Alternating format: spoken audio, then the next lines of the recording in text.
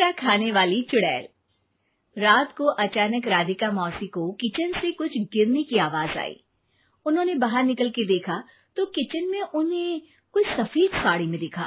वो चीख पड़ी, हे भगवान, आलतू जलाल तू आई भला को टाल तू, आलतू जलाल तू आई भला को टाल तू। राधिका मौसी को चीखते सुनकर श्रवण बाहर आता है भागते हुए। अरे माँ, क्या हुआ? क्या देख लिया? दादी माँ आ गई क्या सपने में?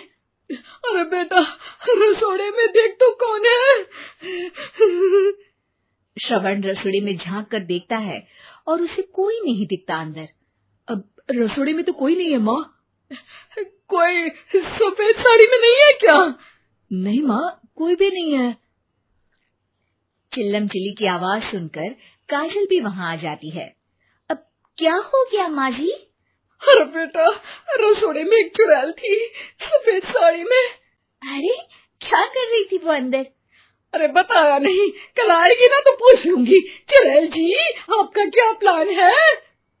माँ जी, रात बहुत हो गई है, आपने कोई बुरा सपना देखा होगा, चलिए सो जाइए। राधिका मौसी सोने तो चली जाती है पर उनको रात भर नींद ही नहीं आती।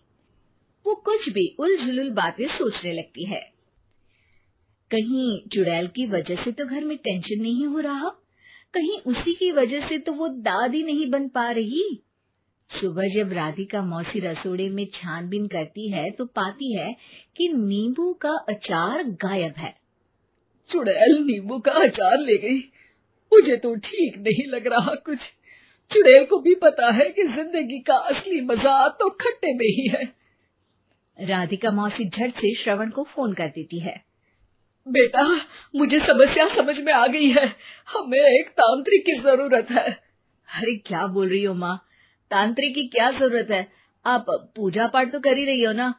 आलतू जलालतू मंत्र सारे फालतू जैसे कुछ मंत्र पढ़ो, चली जाएगी अपने आप चुड़ैल।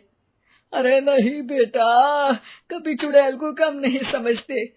अरे तुझे पता भी नहीं चलेगा कि कभी वो छल करके काजल की जगह घर की बहू खुद बन जाएगी। क्या माँ, कुछ भी बोल रही हो? कहाँ काजल और कहाँ चुड़ैल।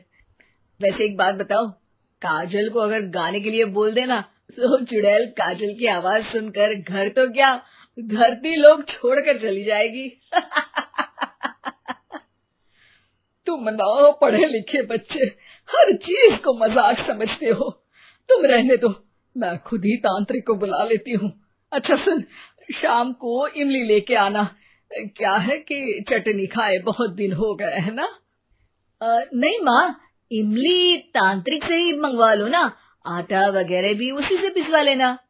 देखो मुझे काम करना है।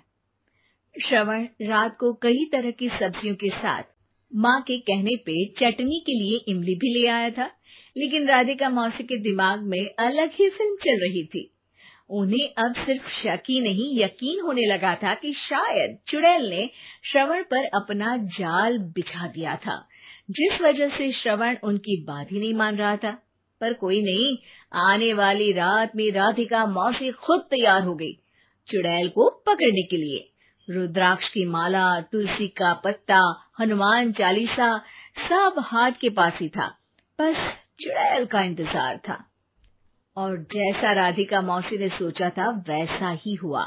वो चुड़ैल उस रात भी आई, पर वो राधिका मौसी से तेज निकली और राधिका मौसी के उससे पकड़ने के पहले ही वो भाग खड़ी हुई।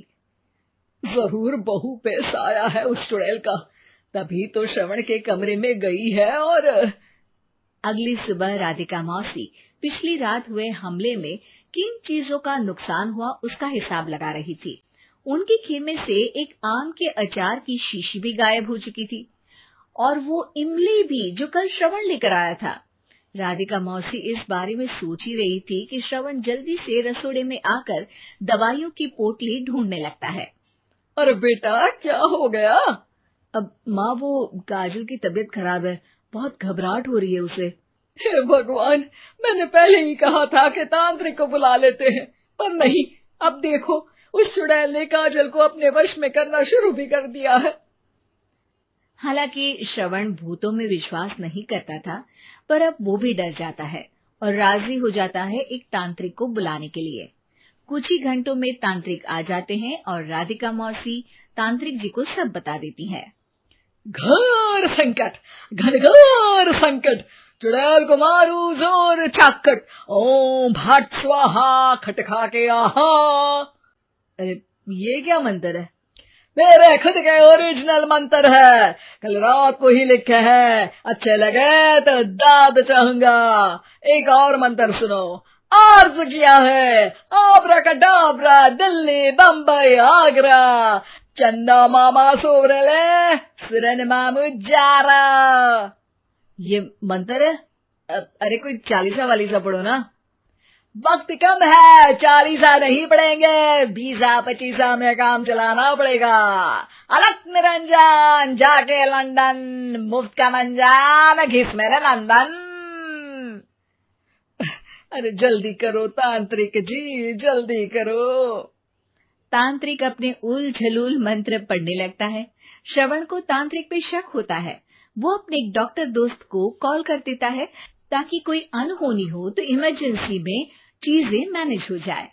तांत्रिक धुनी रमाता है, जिसकी वजह से कमरे में काफी धुआं हो जाता है और जिसकी वजह से बहू की घबराहट बढ़ जाती है। अब भागेगी चुड़ैल। हाँ। बहू खांसते हुए धुएं से बचने के लिए बाहर चली जाती है।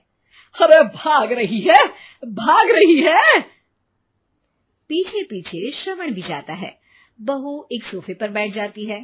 तभी डॉक्टर दोस्त आ जाते हैं और श्रवण को पानी लाने के लिए कहते हैं। थोड़े चेकअप के बाद डॉक्टर कहते हैं, मेरे हिसाब से जाप का काम पूरा हो गया है। क्या मतलब? अरे कुछ भी नहीं माँ, कोई चुड़ैल नहीं है, खुशखबरी है, अब दादी बनने वाली है। मगर वो सब अचार के डब्बे।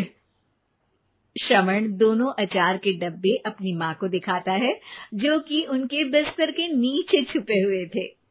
आपने सही बोला था माँ, वो चुड़ैल काजल ही थी जो खट्टा खा रही थी। हमें कल ही पता चला, पर हमने आपको ये तांत्रिक वाला काम करने दिया ताकि आपको भरोसा हो जाए कि भूत वगैरह कुछ होता ही नहीं। अच्छा अच्छा, ये तो बड़ी खुशी की बात है। पर बेटा मुझे एक झाड़ू तो ला दे।